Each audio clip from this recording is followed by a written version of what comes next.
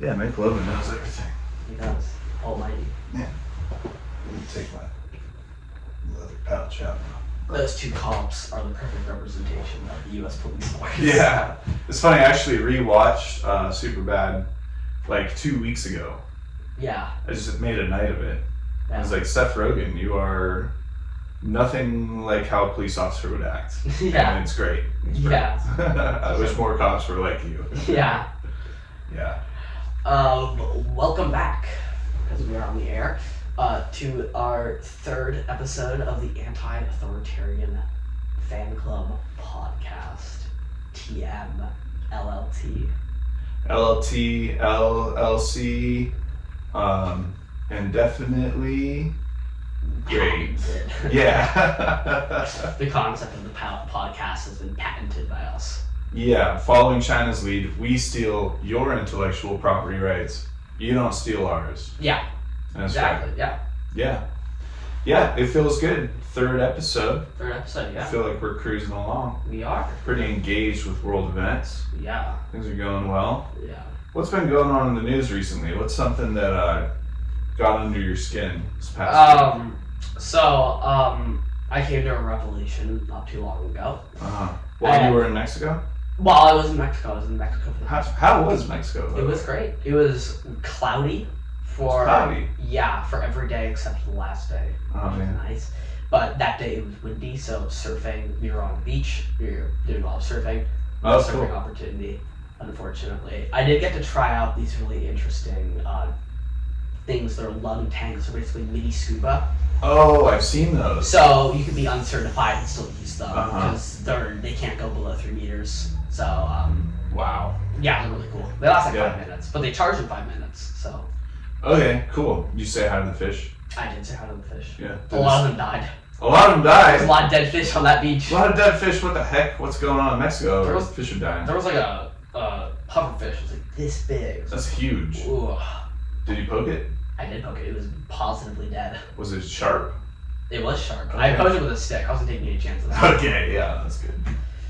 But something that did piss me off, royally pissed me off, in fact, was the fact that if you're not supposed to drink and drive, why do you need a driver's license to buy alcohol?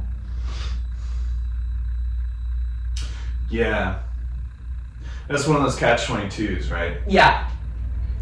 I guess, they trust you at that point, right? I guess, but, I mean, you can theoretically use any form of ID. You can use, federal ID, you can use your passport. You can use your birth certificate.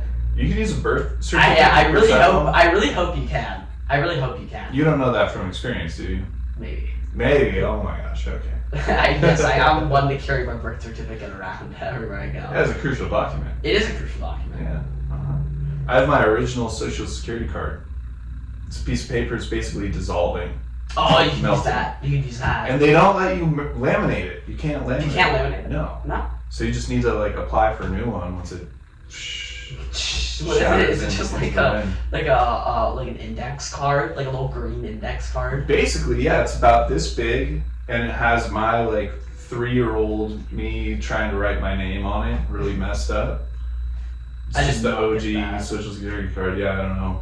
It's all digitalized now. Yeah. I was born in the Obama era. I did not afford such luxuries as paper. I was 1 year old, in diapers, watching the Gulf War happen on TV. Yeah. My mom used to set me down in front of the TV with the news playing, and she'd go work in the kitchen. Yeah.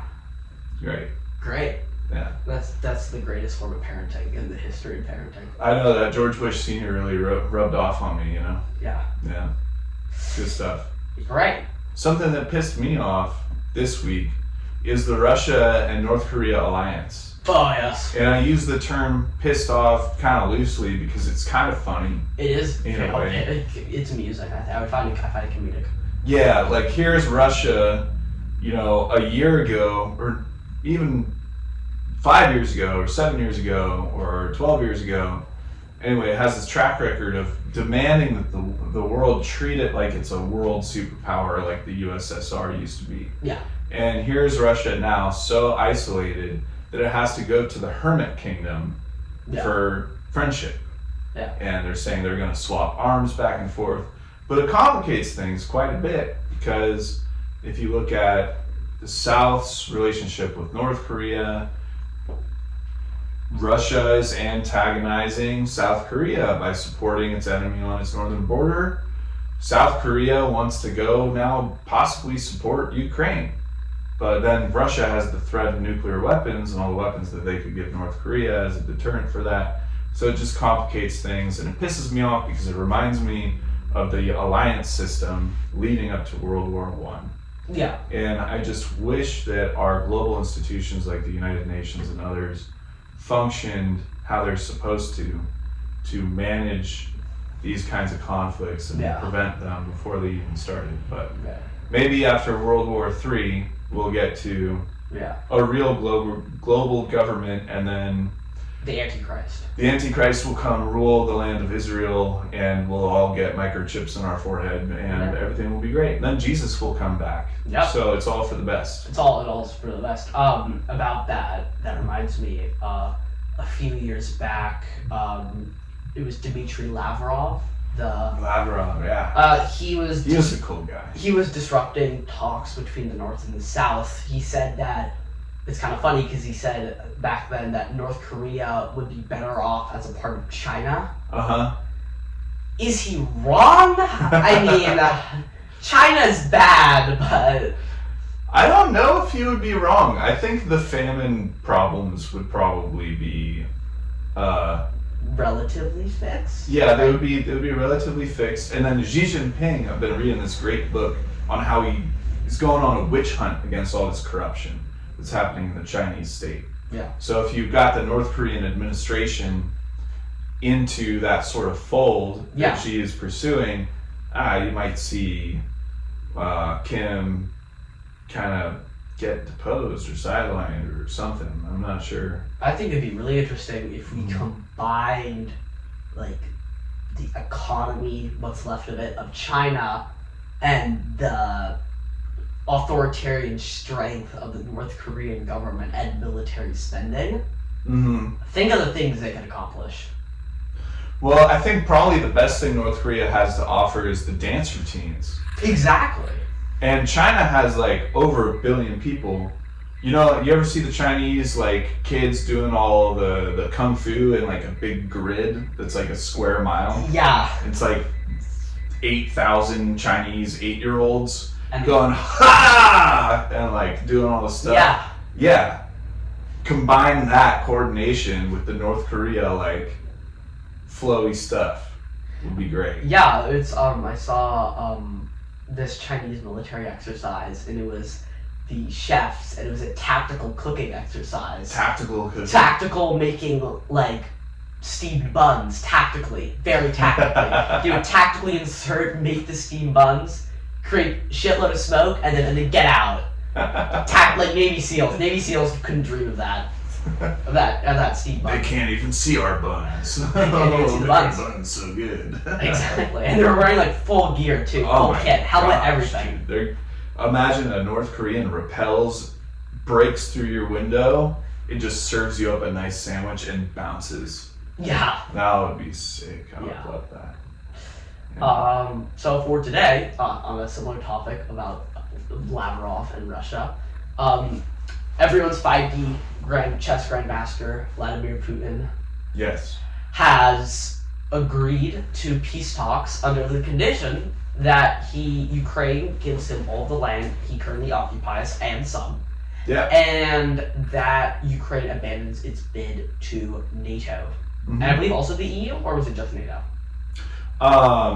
It's definitely NATO, and it's definitely a solid plan. It's a bold strategy. I can't wait to see how it works out. Yeah. Before we get on to there, just a quick word from our sponsors. Agreed. Our sponsor for this week, thank you so much to Wanhua Chemical Group, based out of China. This chemical group offers the best petrochemicals and other things such as performance chemicals, emerging materials, but especially don't miss their deal on polyurethane. For all of your industrial needs for polyurethane, go to Wanhua Products, part of the larger business unit of PU business unit. Great. I think all of the Chinese chemical companies should all merge into the megazord of industrial chemical manufacturing. It certainly looks that way, and it looks like we're going to be heading into a long decade of quality Chinese chemicals. Exactly. I think like Standard Oil, but for Chinese chemicals, unstoppable. Yes. Unstoppable. Yes. And seeing how the Chinese government is, I think I don't care. I think even Xi Jinping would be like, yeah, corruption, no, I'm fighting it, but Megazord chemical plant, hell yeah. Hell yeah. He would agree with that. He would be all in for that. I mean, I'm all in for that. Yeah, most definitely. Or just a global chemical company, just all one. Yeah, one world government. We just got to get through World War III, and then we'll be World War V. World War V, yeah. Hopefully it doesn't take that long. Well, no, because it goes World War I, World War II, and then World War V. See, it's so intense that it skips the other two. Oh, okay. Because it's like AI, and probably dolphins get in on it too. Yeah. Or sonar. Sonar. Little ears. Obama dolphins. Oh, nice. Yeah. In homage, yeah. I love an Obama dolphin. I love an Obama dolphin as well. Yeah. So I'm just gonna ask you, what are your thoughts on this genius 5D chess move? Well, I think it's really incredible, and probably the Western world is quaking in its boots as we speak. Just collapsing under its own weight right now. I think if Biden had any kind of self-awareness, he would be peeing in his diaper right now. Yep. But multiple. He's layered them. Yeah, I think Trump even is probably a little bit shell-shocked by this astounding assertion from Putin that he can control the territory of other countries, which certainly he can. He's demonstrated that with utmost competence over the last 2 years or so. Yeah, definitely. Yeah. Just absolute. Because as we all know, a lot of the Ukraine LARPs out there will be like, oh, yeah, they're losing. Or actually, the Russians have actually been tactically withdrawing from certain areas where the need for troops is higher in other areas. Yeah, 100%. And then when they go and put 300,000 of their own citizens through the meat grinder, they're actually strengthening their population. Exactly. By getting rid of the undesirables in their society. Exactly. And it's the beer tier units. It's the cannon fodder for the real units. And also it solves the any food problems that Russia may have, which it does not. Yeah, it doesn't have any food problems yet. Though it definitely helps that they're cutting down, they're being economical. Yeah, with their population. Yeah, because then you can increase the profit, Yeah, and if you think about it, a lot of the people that are signed up for the reserves that Putin's drawing from, they tend to be rural conservative Russians. Exactly. And how do they get convinced about the glory of Russia? Well, in each one of those small villages is a very large photo of the man himself. Beautiful Mr. Putin. He's got his nice fair skin and his little hair. Yeah. Just a little bit of hair, not too much. It blends in. And he's clean shaven. Yeah, blends very well. He's got the suit. Yeah. And if someone can be persuaded just with a portrait of a guy in a village, it's probably not a very smart person that you'd want to keep around anyway. Yeah. So you should just send them in the meat grinder. And I'm thinking, you could all the 18-year-olds drafting out of college, it's good experience. It helps fight student debt. Yeah, you put it on a job application. I mean, you're a shoe-in. You could go into corporate social media marketing. All those videos they're posting online. Yeah. Of frontlines combat. They could be digital influencers. Exactly. They can be cameramen. Cameramen, 100%. Video editors, sound editors. I think the future is looking really bright for Russian soldiers. The future is looking really bright. Yeah. The ones that make it through. So, Jacob, can you tell us a little bit about Russia's proposal to end this war? Finally, someone is standing up to create peace in the world again. Yeah. and I'm so happy to hear it coming from Putin. What is he saying? And then how did we get here? Over the last 5, 10, 15 years or so, let's spend a couple minutes talking about how we got to this great decision, this resolution. So, I mean, like, the war, like, the conflict between Russia and Ukraine is pretty old. It goes back all the way to World War I. I'm not going to go that far back. But, World War I, wow. During the Russian Revolution, Ukraine was briefly an independent nation before it got absolutely stomped by Russia. Ukraine was a nation because I heard that Ukraine was never a country with its own culture. It was. Actually, this is kind of funny. The predecessor to Russia was Kiev Rus, and it was based from Ukraine. In fact, by the time Moscow was still like a dirt pit when Kiev was roughly at its peak. Oh, interesting. Ukraine has always been a very fertile land with very rich culture.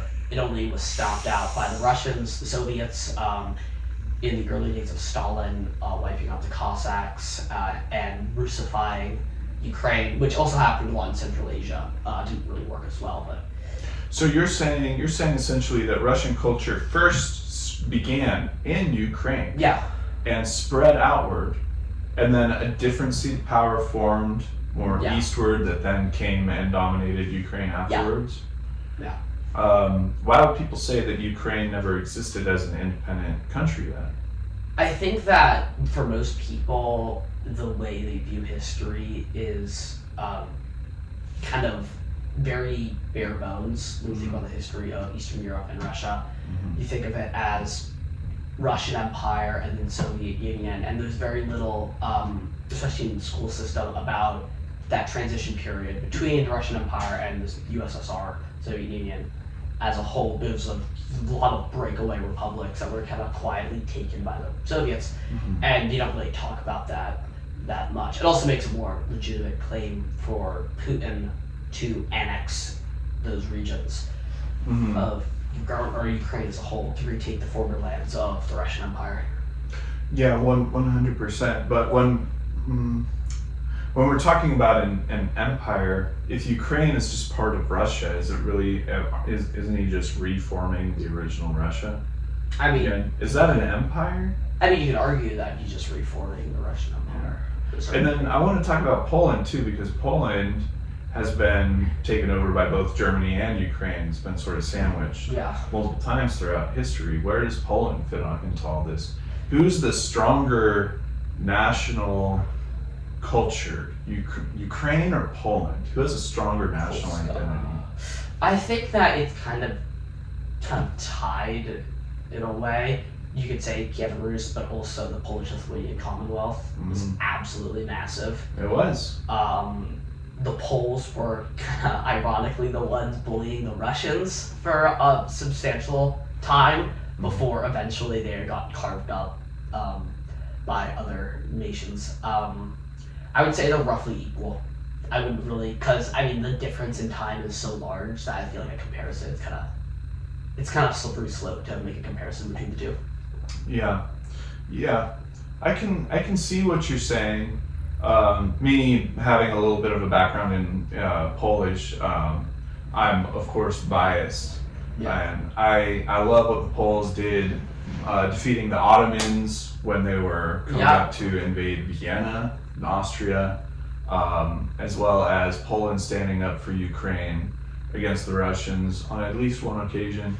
Also, even the old history of Poland pushing back the Tartars when they were coming from the east. I think there's a lot of case for strong Polish and Ukrainian national identity.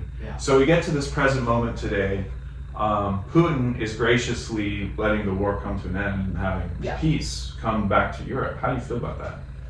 So it's the first time he's tried to do this. He asked for he requested a Christmas truce last year, I believe. That would be a great present. I would love that from Santa. Putin slides down the chimney and just says, "Hey, I'm going to stop killing you." That'd be wonderful. That would be wonderful. That'd be the greatest present.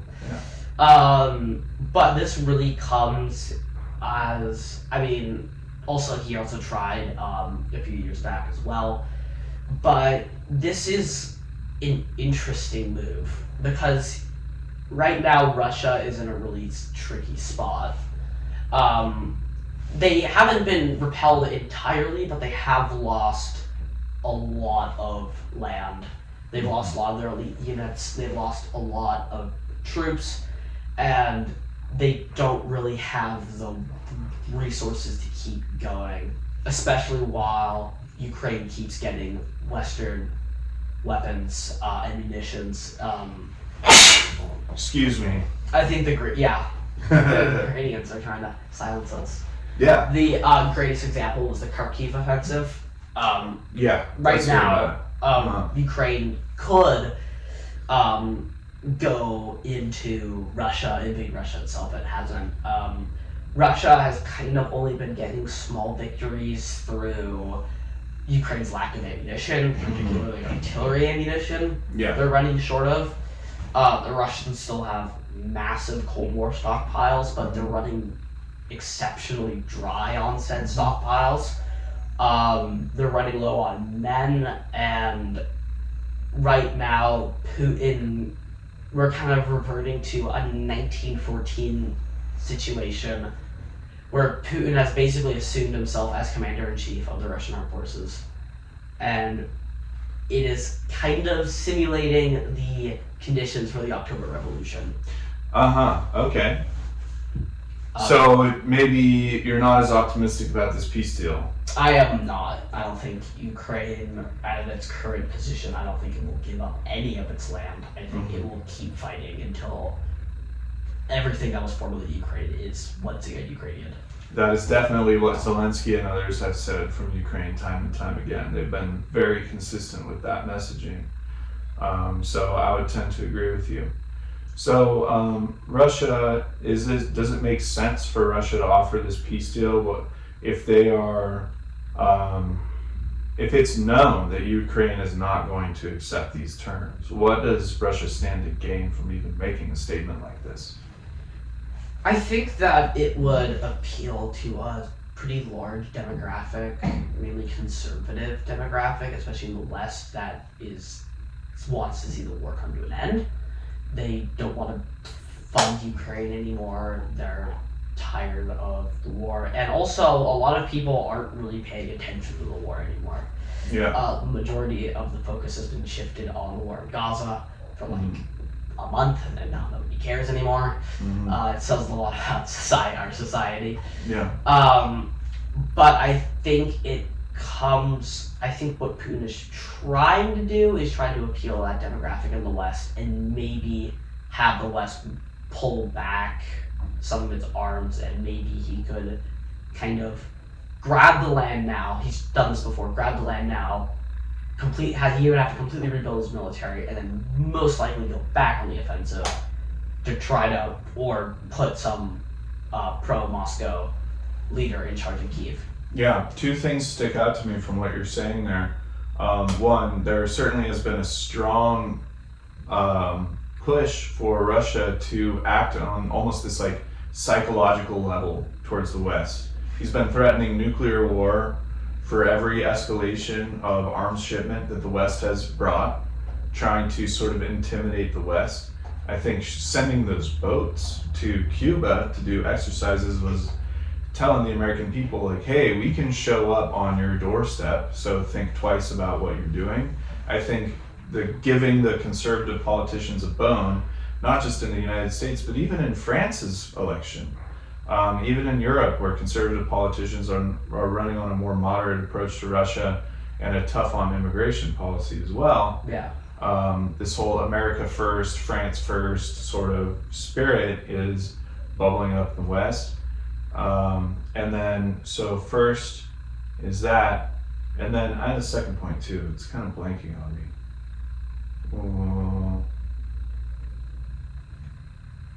I think it was maybe on stopping the war now, rebuilding, and then restarting it at his convenience.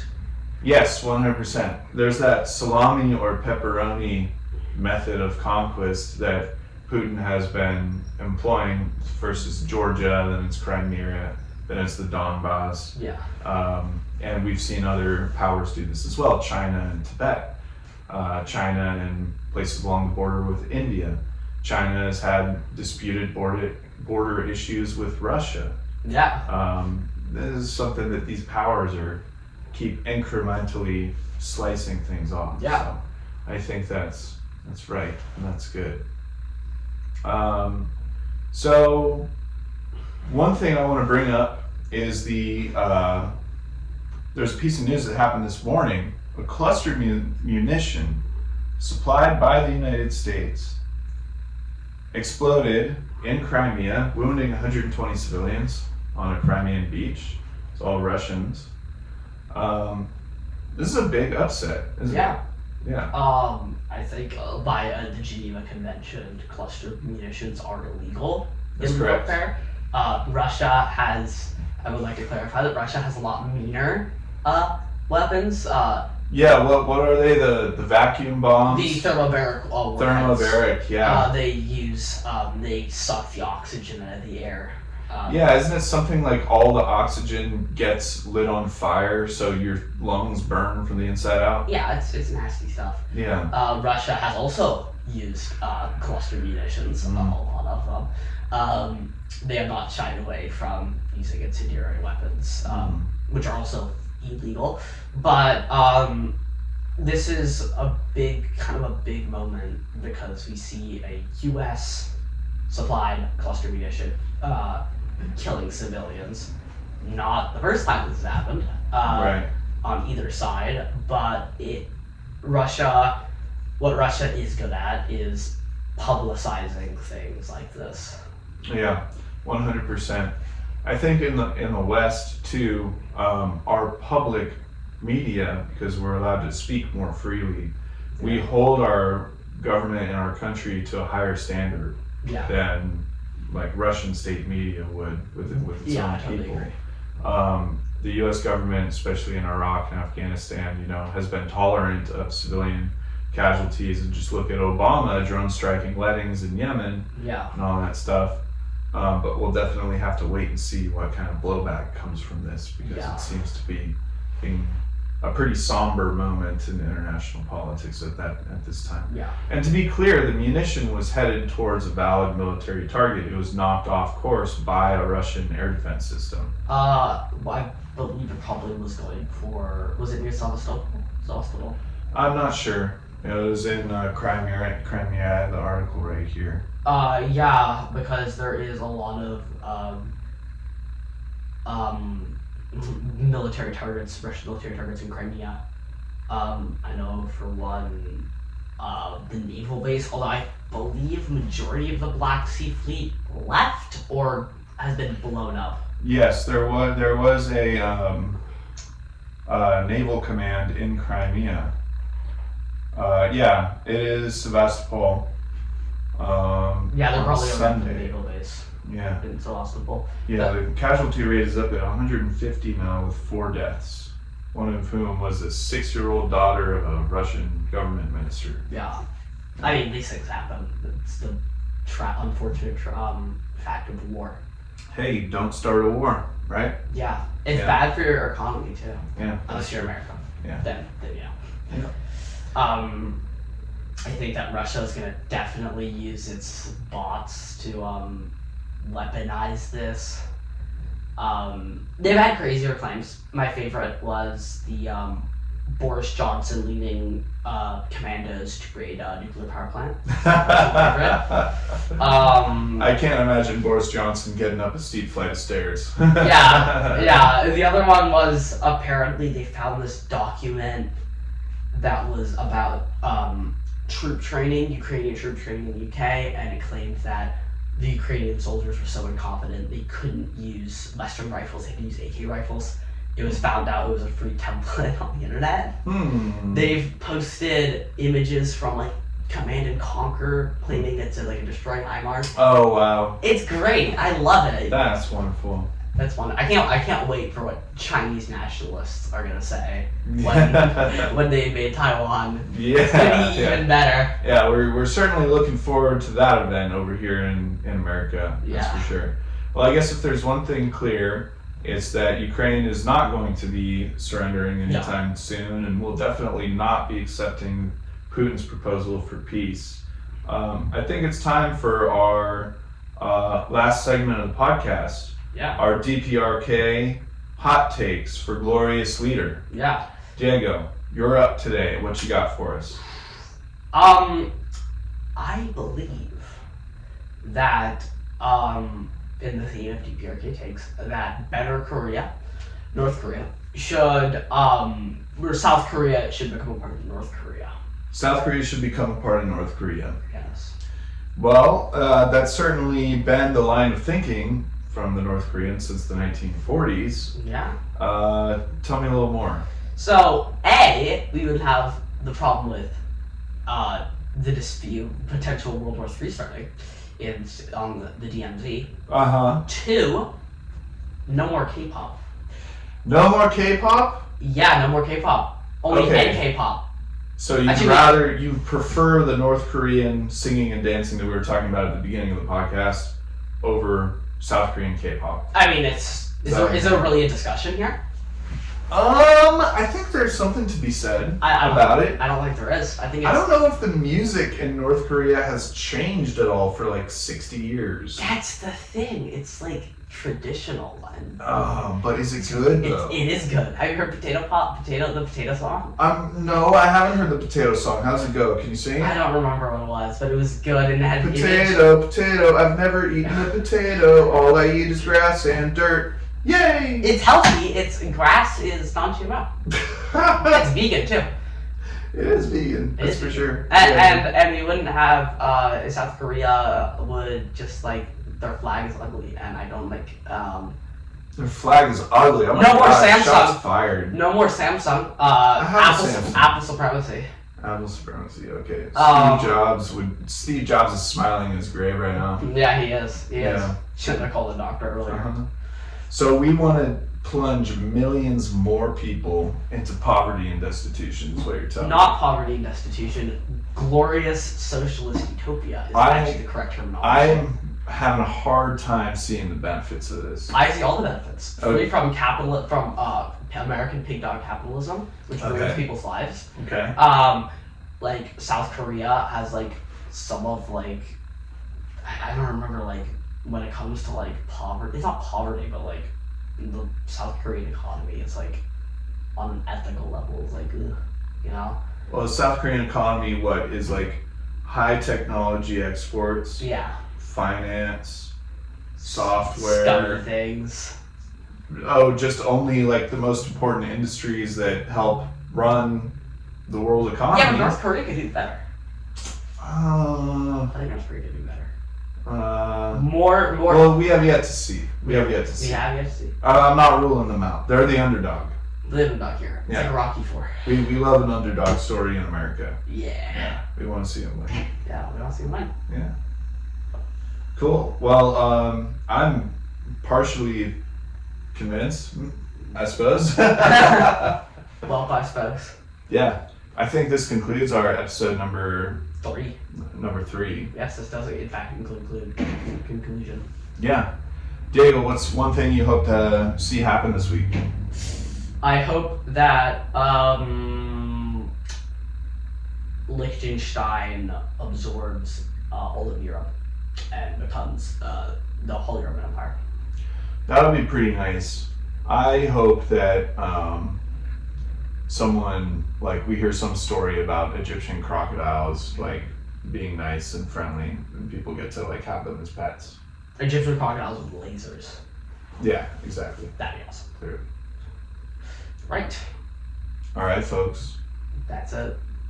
See you next time on Authoritarian Fan Club, Anti Democratic Fan Club. And Anti-Democratic Authoritarian Fan Club. Yeah, I forgot about that part. We need to revamp the poster. We need to add authoritarian. From President Obama to Paul Pot, Kim